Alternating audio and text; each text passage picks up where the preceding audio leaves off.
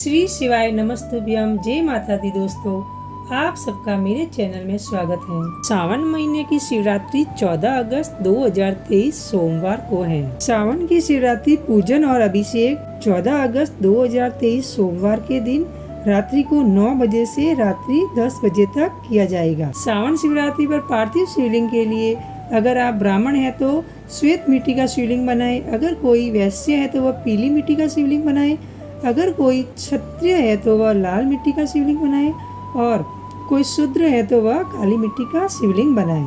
अगर आपको अपने हिसाब से मिट्टी नहीं मिल पा रही है तो उस स्थान पर आपके घर में जो मिट्टी हो, आपके घर के आंगन में या आपके घर के गमलों में जो मिट्टी हो, उसमें से थोड़ी मिट्टी आप निकाल लीजिए और उसी से पार्थिव शिवलिंग बनाएं। वन शिवरात्रि पूजन में उपयोग होने वाली सामग्री पंडित प्रदीप मिश्रा जी ने अपनी कथाओं के माध्यम से बता दी है, जिसको आपको पहले से तैयार करके रखना है।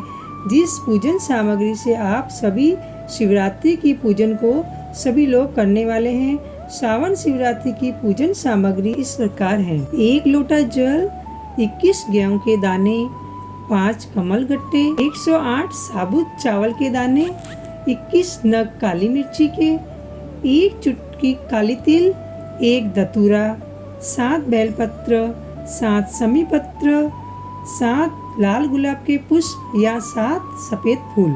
अभिषेक की सामग्री कुछ इस प्रकार है: दूध, दही, घी, शक्कर, शहद, पंचामृत, इत्र, गंगाजल, पीला चंदन, 3 गोल सुपारी, चावल, मौली, कपूर, 2 देसी घी के दीपक, 2 जनेऊ, लौंग, इलायची, पान का पत्ता, हल्दी, अबीर, गुलाल, मेहंदी, काली मिट्टी शिवलिंग बनाने के लिए, 5 फल, मिठाई, प्रसादी, घर पर बनाई हुई, धूप बत्ती। पार्थिव शिवलिंग बनाने के लिए सबसे पहले आपको मिट्टी लेकर आनी होगी, जो कि आप पार्थिव शिवलिंग बनाने से कुछ समय पहले लाकर रख सकते हैं। जब आप अपने घर में पार्थिव शिवलिंग बनाने के लिए मिट्टी लाए तो उस मिट्टी में थोड़े से गंगा जल से सिंचन कर दे या कोई भी पवित्र नदी के जल से सिंचन कर दे।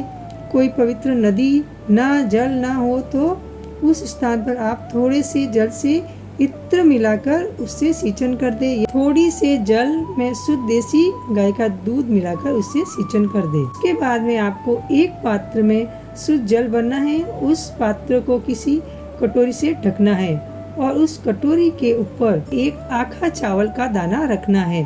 अब इस कटोरी को आपको अपनी रसोई में परिंदे के पास या पीने वाले पानी के स्थान के पास रख देना है। अब आपको 20 मिनट तक उस जल के पात्र को वहीं पर रखे रहने देना है। आप चाहो तो उस पात्र को 20 मिनट से ज्यादा भी रसोई घर में परिंदे के पास रख सकते हैं। अब जब आप सावन शिवरात्रि की पूजन से पहले पार्थिव शिवलिंग बनाने के लिए बैठे तो सबसे पहले आपको एक थाली लेना है। उस थाली में 1 बेलपत्र रखना है, जिसके ऊपर आप वह पार्थिव शिवलिंग बनाएंगे।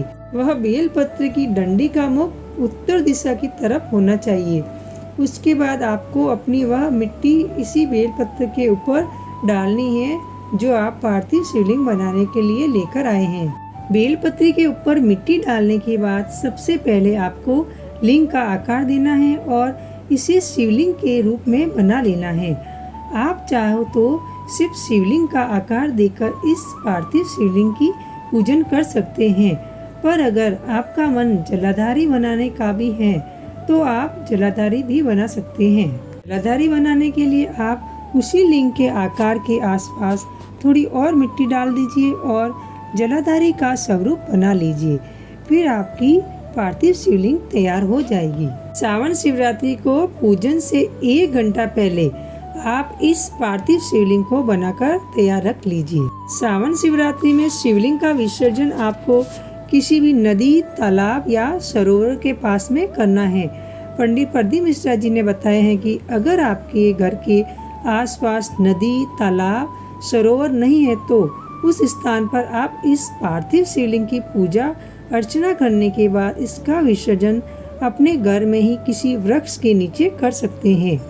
किसी पौधे के नीचे कर सकते हैं या एक पात्र में जल भरकर उस पात्र में पार्थिव शिवलिंग का विसर्जन कर सकते हैं। फिर उस जल को किसी वृक्ष के नीचे डाल सकते हैं। एक बात याद रखना है कि तुलसी जी के पौधे में आपको शिव जी की शिवलिंग का विसर्जन नहीं करना है और न ही शिव जी पर चढ़ी हुई किसी भी सामग्री का विसर्जन तुलसी जी में नहीं करना है। सावन शिवरात्रि की पूजन में शिव जी पर चढ़ी हुई सामग्री को आप अपने घर में ही किसी वृक्ष के नीचे डाल सकते हैं या गमले में लगे हुए पौधे के अंदर डाल सकते हैं, क्योंकि अगर आप इस सामग्री को नदियों में डाले जाएंगे तो वह नदियाँ साफ नहीं दिखेगी। सावन शिवरात्रि में आप पूजन और अभिषेक करेंगे तो इससे आपके घर में खुशियाँ आएगी और आपके जीवन में जो भी दुख और कष्ट आने वाले होंगे वह भी दूर हो जाएंगे और आपके घर में सभी कुछ अच्छा होगा।